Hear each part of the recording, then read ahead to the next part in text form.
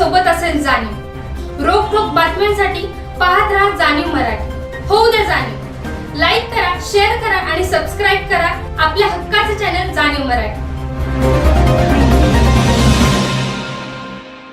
असलेले सर्व पत्रकार बंधू भगिनी, आमच्या महिला काँग्रेसच्या अध्यक्षा सुषमाताई घोरपडे, तपासे साहेब, महाराष्ट्र प्रदेशचे सहकारचे जनरल सेक्रेटरी, आमचे जिल्हाध्यक्ष कुंभारांना, अनुसूचितचे अध्यक्ष संजयराव तडाखे आणि सर्वच आमचे पदाधिकारी, या नावं सगळ्यांची काढलेली आहेत। सर्व पदाधिकारी या ठिकाणी उपस्थित आहेत। सर्व पत्रकारसुद्धा मोठ्या संख्येने या ठिकाणी उपस्थित आहेत। सर्वांचं मी मनापासून आभार मानतो आणि सर्वांचं सातारा नगरीमध्ये अभिनंदनही करतो। आज अत्यंत महत्त्वाच्या विषयावरती महाराष्ट्र प्रदेश काँग्रेस कमिटीच्या वतीनं आज या ठिकाणी प्रेस कॉन्फरन्स आयोजित करण्यात आलेली आहे। महाराष्ट्र प्रदेश काँग्रेस कमिटीनं महात्मा फुलेंची 200वी जयंती ही मोठ्या उत्साहात संपूर्ण राज्यभर साजरी करण्याचा निर्णय घेतलेला आहे। खरं तर अशा पद्धतीचा ऐतिहासिक निर्णय राज्यातल्या किंवा देशातल्या कोणत्याच पक्षानं असा घेतला नव्हता। अशा पद्धतीचा निर्णय प्रदेश काँग्रेस कमिटीनं घेतला आणि महाराष्ट्र प्रदेश काँग्रेस कमिटीच्या वतीनं या ठिकाणी महात्मा फुले जयंती उत्सव समिती ही स्थापन करण्यात आलेली आहे आणि त्याचं राज्याचं अध्यक्षपद हे माझ्याकडे देण्यात आलेलं आहे। पहिला कार्यक्रम 11 एप्रिल 2026ला हर्षवर्धन सकपाळ, वडेट्टीवार आणि महाराष्ट्रातील आमचे काँग्रेसचे नेते यांच्या उपस्थितीत सुरुवात पुण्याला आम्ही फुलेवाड्यावरून केलेली आहे आणि अशा पद्धतीचा उपक्रम संपूर्ण वर्षभर हा महात्मा फुलेंची 200वी जयंती एका राजकीय पक्षामार्फत पहिल्यांदाच होते असं मला वाटतंय आणि तो कार्यक्रम आम्ही राज्यभर राबवतोय।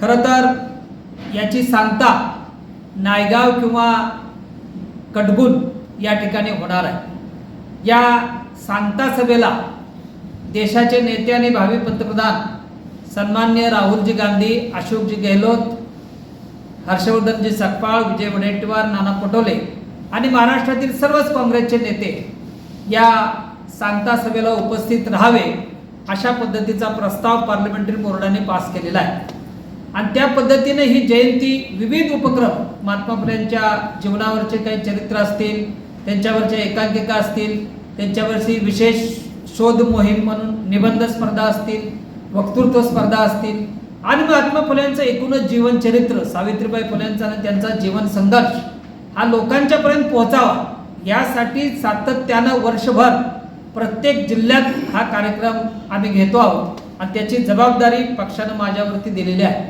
आणि मी त्याची सुरुवात पुण्यामध्ये केली असंच आपल्याला आत्ताच सांगितलं आणि त्या पद्धतीनं हा संबंध महाराष्ट्रामध्ये जयंती उत्सवचा 200वी जयंती उत्सव ही संपूर्ण महाराष्ट्रामध्ये साजरी होणार आहे। एकही जिल्हा आम्ही सोडणार नाही, विविध उपक्रम त्याच्यामध्ये असतील आणि सांगता सभा आपल्याकडे नायगाव किंवा खंडाळ्याला होणार। अशा पद्धतीचा उपक्रम आजपर्यंत कोणत्याही महापुरुषाची जयंती वर्षभर कुठला राजकीय पक्ष करतोय अशा पद्धतीचं कधी घडलेलं नव्हतं।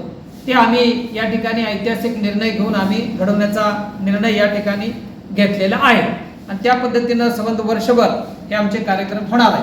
हा आमचा आजच्या प्रेसचा सर्वात महत्त्वाचा आणि अतिशय इम्पॉर्टंट सध्याच्या राजकीय परिस्थितीला शोभेल असा, कारण आजकाल आपण पाहतो की CBSE शाळेमध्ये किंवा इंग्लिश शाळेमध्ये महापुरुषांचे धडेच नसतात किंवा त्या वर्गातल्या पोराला जर विचारलं महात्मा फुले कोण, छत्रपती शिवाजी महाराज कोण, शाहू फुले आंबेडकर कोण हे सांगू शकत नाही। एवढी परिस्थिती वाईट झालेली आहे आणि म्हणून लोकांच्या मध्ये विचाराचं परिक्रमण व्हावं, लोकांच्यापर्यंत विचार पोचावे यासाठी हा जयंतीचा उत्सव संपूर्ण राज्यभर करण्याचा आम्ही ऐतिहासिक निर्णय घेतलेला आहे। आता आपण पाहतो केंद्र सरकारनं मागच्या वेळेला 2023ला मला वाटतं नाही, गेल्या वर्षी बिहारची निवडणूक झाली त्यावेळेला लोकसभेमध्ये प्रधानमंत्र्यांनी जाहीर केलं की आम्ही ओबीसीची जात न्याय जनगणना करणार आणि त्यावेळेला बिहारमध्ये ओबीसी मोठ्या प्रमाणात होते। त्यावेळी त्यांना लोकांना भूलथापा दिल्या आणि लोकांची मतं घेतली। आज जनगणना सुरू झालेली आहे, काय प्रत्यक्षात कॉलममध्ये बघा, कुठेही ओबीसीचा कॉलम नाही, कुठेही मायनॉरिटीचा कॉलम नाही, कुठेही SCचा कॉलम नाही, कुठेही STचा कॉलम नाही। अशा पद्धतीची बोगस आणि फसवी लोक जनगणना आज राज्यभर करण्याचा ऐतिहासिक निर्णय या केंद्र सरकारने घेतलेला आहे आणि त्याच्यामध्ये ताबडतोब दुरुस्ती करा आणि त्याच्यामध्ये SC ST OBC मायनॉरिटीचे कॉलम टाका. म्हणजे खऱ्या अर्थाने या देशामध्ये मुस्लिम किती आहेत, OBC किती आहेत, मागासवर्गीय किती आहेत, ख्रिश्चन किती आहेत, जैन किती आहेत, ह्याचा एकदा लोकाजोका होईल. आणि म्हणून त्यांनी या पद्धतीची जनगणना करावी अशा पद्धतीची मागणी मी आजच्या प्रेस कॉन्फरन्सच्या माध्यमातून आपणा सर्वांच्या समोर करतोय. आणि जी केलेली आहे लोक ही जनगणनेची घोषणा, त्याला फक्त 19,000 कोटीचं बजेट आहे. खरं तर ह्याला साधारण 40 ते 42,000 कोटी रुपये खर्च अपेक्षित आहे. असं असताना फक्त 19,000 कोटीचं बजेट केलेलं आहे.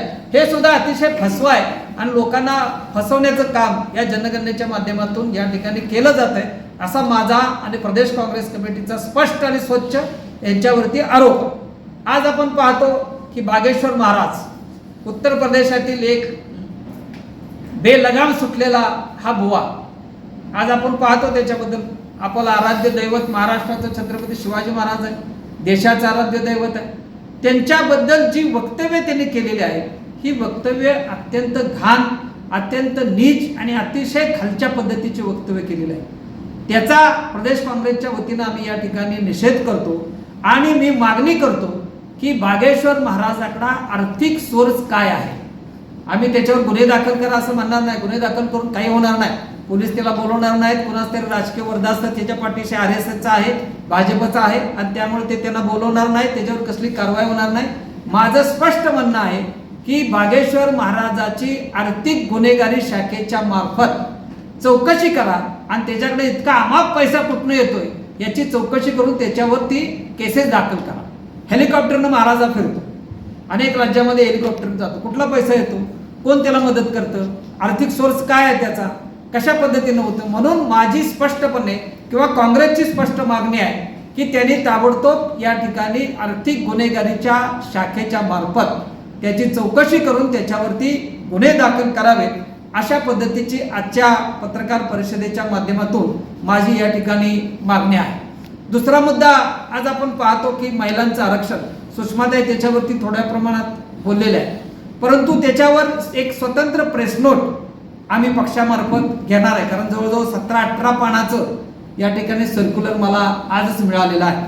या सर्क्युलरमध्ये जे काही मुद्दे आहेत ते अतिशय इम्पॉर्टंट, अतिशय महत्त्वपूर्ण आणि कशा पद्धतीने हे महिला आरक्षण पुढे आणलं आणि कशा पद्धतीने काँग्रेसला बदनाम करायचा प्रयत्न केला त्याच्या बाबतीत सविस्तर माहिती त्या पत्रकामध्ये आहे. त्याच्यासाठी मी स्वतंत्र प्रेस किंवा प्रेस नोट तयार करून मी स्वतंत्रपणे त्या विषयावरती बोलणार आहे. आज या विषयावरती काय मी फारसं बोलणार नाही महिला आरक्षणाच्या संदर्भात. आज आपण पाहतो की स्मार्ट मीटर राज्य सरकारनं चालू केलेलं आहे. काय अवस्था आहे व त्या स्मार्ट मीटरची आपण कुणी चौकशी केली का? त्यांनी डिपॉझिट भरून घेतले अगोदरच आणि ते स्मार्ट मीटर आता लावायला सुरुवात केली. 32,000 कोटीचं कॉन्ट्रॅक्ट हे अदानीला दिलेलं आहे आणि अदानीच्या मार्फत ही मीटर स्मार्ट मीटर बसवायला लागले.